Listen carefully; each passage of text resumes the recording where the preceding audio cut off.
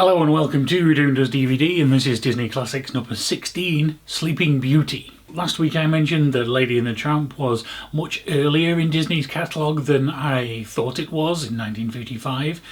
Whereas this one is the opposite. 1959 seems a bit late for this one. If you'd have asked me before this project, I would have guessed this one came a lot earlier. This one is another one of those where I'm pretty sure I've seen it before, but it's been a very long time and I only have vague memories about it. Probably most of the story points I'm remembering are not coming directly from this version of the story, but from other remakes and other pop culture references. I know there's spinning wheels and finger pricks and sleeping and kisses and dragons and knights. I'm worried this one's going to have the same problem that, say, Snow White or Cinderella has, is that just doesn't seem like there's enough story to fill an hour and 16 minutes. So I expect, just like Cinderella's mitering around, there's going to be a fair amount of filler in this one. Obviously I hope that's not the case, but this early era of Disney does seem to have a particular formula. Am I right? Am I wrong? Let's find out.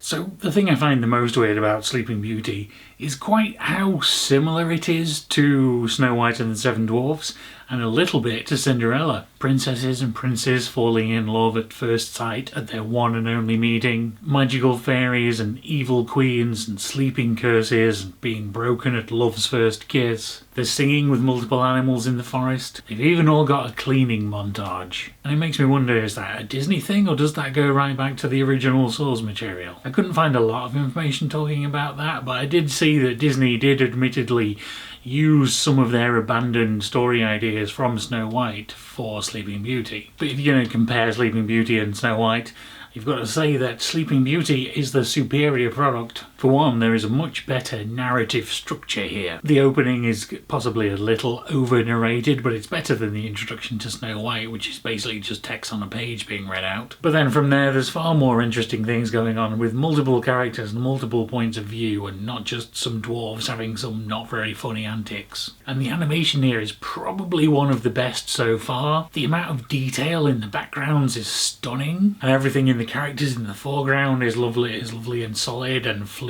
And overall, all these characters have more of a rounded personality.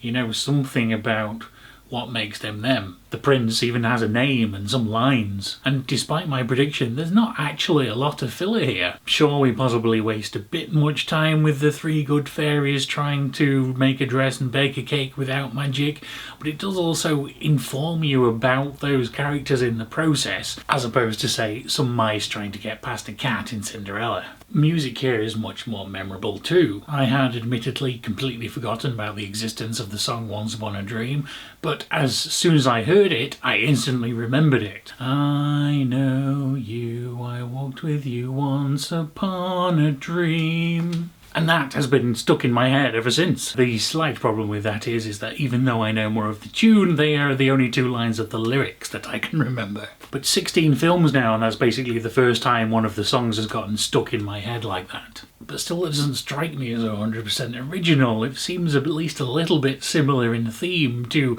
A Dream is a Wish the Heart Makes from Cinderella. So while this has many great points, it also feels like it's a bit of a rehash of things that have come before. And while there are definitely gaps in the plot, it's never really explained why Maleficent is evil. She just seems to be evil for evil's sake. But there's still way more information than you get in, say, Snow White. And so while it's still not the best ever, it's a significant improvement on things that have come before. So yeah, I quite enjoyed this one, much more so than I expected to actually. What are your thoughts? Tell me about those in the comments down below. Thank you very much for watching, and I will see you again next week with 101 Dalmatians.